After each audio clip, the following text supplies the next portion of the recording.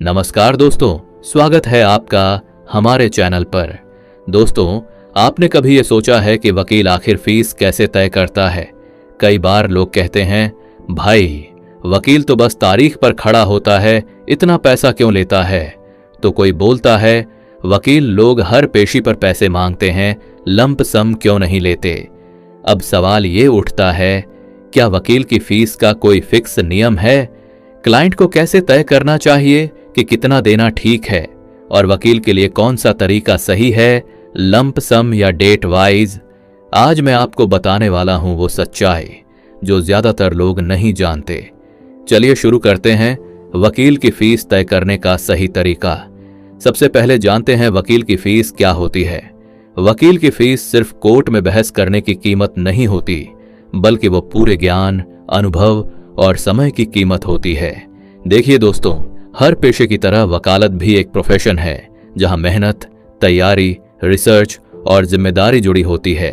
वकील जब एक केस लेता है तो वो सिर्फ तारीख पर पेश नहीं होता, बल्कि पहले दिन से लेकर आखिरी दिन तक आपके केस की हर लाइन पढ़ता है, हर दस्तावेज का विश्लेषण करता है और हर कानूनी संभावना को परखता है।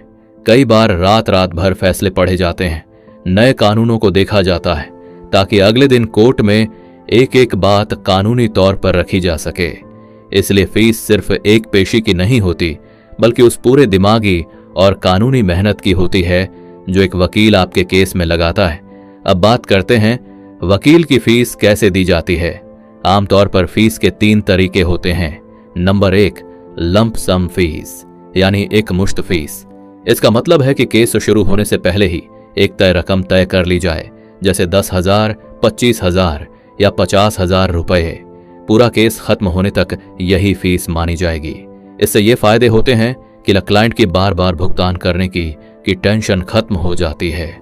क्लाइंट को एक बार पैसे देकर चैन आ जाता है।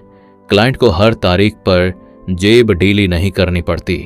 वकील को मानसिक संतुलन मिलता है कि उसका मेहनत आना तय है। वकील बिना आर्थिक चिंता के पूरी तैयारी से केस लड़ सकता है। वकील को हर पेशी पर पैसे मांगने की झिझक नहीं रहती। इसके कुछ नुकसान भी होते हैं, जैसे अगर केस बहुत लंबा चल गया तो वकील को नुकसान हो सकता है। अगर केस जल्दी निपट गया तो क्लाइंट को लग सकता है कि पैसे ज्यादा दे दिए। मिसाल के तौर पर मान लीजिए तलाकत का केस है। वकील ने 30,000 रुपये फिक्स किए पूरे केस के लिए। अब केस 2 महीने में भी खत्म हो सकता है या 2 साल में भी। तो अगर केस 2 साल चला, वकील घाटे में, और अगर केस 2 महीने में खत्म हुआ तो क्लाइंट को लगेगा कि महंगा पड़ा है। नंबर 2, पर हियरिंग फीस, यानी तारीख अनुसार फीस। इसमें तय होता है कि हर पेशी पर क्लाइंट भुगतान करेगा, जैसे 1,000 या 2,000 रुपये प्रति तारीख। इससे ये फायदे होते हैं कि क्लाइंट सिर्फ उतनी तारीखों की फीस देगा जितनी पेशी लगी। अगर केस छोटा रहा तो क्लाइंट का खर्चा कम होगा। इसके कुछ नुकसान भी हैं, जैसे क्लाइंट अगर तारीख मिस करे तो विवाद बन सकता है। वकील को बार बार फीस मांगनी पड़ती है, जिससे पेशे की गरिमा पर असर पड़ता है। क्लाइंट को लगता है कि हर बार पैसे की मांग हो रही है। मिसाल के तौर पर धारा 138 NI act cheque bounce case में अगर 15 तारीखें लगती हैं और 1,000 रुपये प्रति तारीख फीस है तो कुल 15,000 रुपये बनते हैं। अगर केस जल्दी निपट गया तो खर्चा कम, लेकिन अगर लंबा चला तो बहुत दिक्कत आती है। नंबर 3, स्टेज वाइज फीस, यानी स्टेज के अनुसार। कई सिविल केसों में वकील फीस स्टेज के हिसाब से तय करते हैं, जैसे नोटिस के लिए 3,000 रुपये, प्लांट लिखत के लिए 7,000 रुपये, एविडेंस के लिए 5,000 रुपये, आर्ग्यूमेंट के लिए 5,000 रुपये और फाइनल के लिए 5,000 रुपये। इसमें दोनों को साफ रहता है कि किस स्टेज पर कितना देना है। अब जान लेते हैं इनमें से कौन सा तरीका सबसे अच्छा है।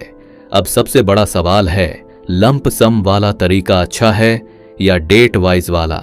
दोनों के अपने फायदे और नुकसान हैं, लेकिन सच्चाई ये है कि वकील को और क्लाइंट को दोनों को वही तरीका चुनना चाहिए जो दोनों के लिए पारदर्शी हो।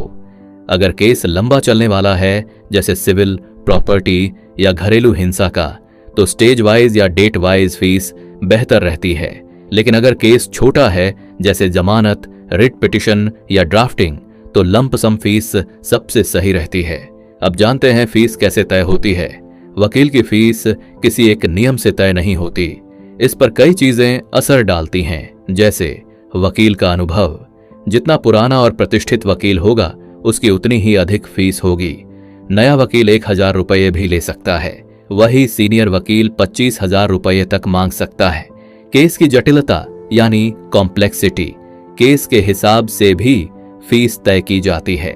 अगर केस साधारण होगा तो उसकी फीस भी साधारण ही होगी, और अगर केस पेचीदा होगा तो उसमें ज्यादा रिसर्च करने पड़ेंगे, जिसकी फीस भी ज्यादा होगी। कोर्ट का स्तर, कोर्ट के हिसाब से भी फीस तय होती है। मजिस्ट्रेट कोर्ट में फीस कम होती है और सेशन कोर्ट या हाई कोर्ट में फीस ज्यादा होती है। शहर या गांव का प्रभाव, गांव और शहर के प्रभाव से भी फीस पे बहुत फर्क पड़ता है। दिल्ली, मुंबई, लखनऊ जैसे बड़े शहरों में फीस ऊंची होती है, वहीं छोटे गांव और कस्बे में फीस कम होती है। समय और तैयारी, किसी भी केस में समय और तैयारी जितनी ज्यादा होगी, उसकी फीस भी उतनी ही ज्यादा होगी। जैसे ड्राफ्टिंग, नोटिस, रिसर्च और डॉक्यूमेंटेशन, जितना ज्यादा काम होगा, फीस उतनी ही बढ़ती जाएगी। क्लाइंट की आर्थिक स्थिति, कई वकील गरीब क्लाइंट से कम फीस लेते हैं। इसे प्रो बोनो या सामाजिक सेवा कहा जाता है। आइए अब जानते हैं फीस तय करने से पहले क्या पूछें। अगर आप क्लाइंट हैं तो ये सवाल जरूर पूछें, फीस पूरी केस की है या हर तारीख की? क्या ड्राफ्टिंग, नोटिस या अपील की फीस अलग होगी? अगर केस लंबा चला तो एक्स्ट्रा फीस लगेगी या नहीं? कोर्ट फीस अलग है या इसमें शामिल? याद रखिए, मौखिक बातों से विवाद पैदा होते हैं। हमेशा लिखित एग्रीमेंट करिए जिसमें साफ लिखा हो फीस, शर्तें, केस का दायरा और जिम्मेदारियां। बार काउंसिल ऑफ इंडिया के नियमों के मुताबिक वकील फीस तय करने में क्लाइंट को भ्रमित नहीं करेगा। फीस तय होने के बाद बेवजह बढ़ाएगा नहीं, और फीस लेकर केस छोड़ देना या कोर्ट न जाना प्रोफेशनल मिसकंडक्ट है।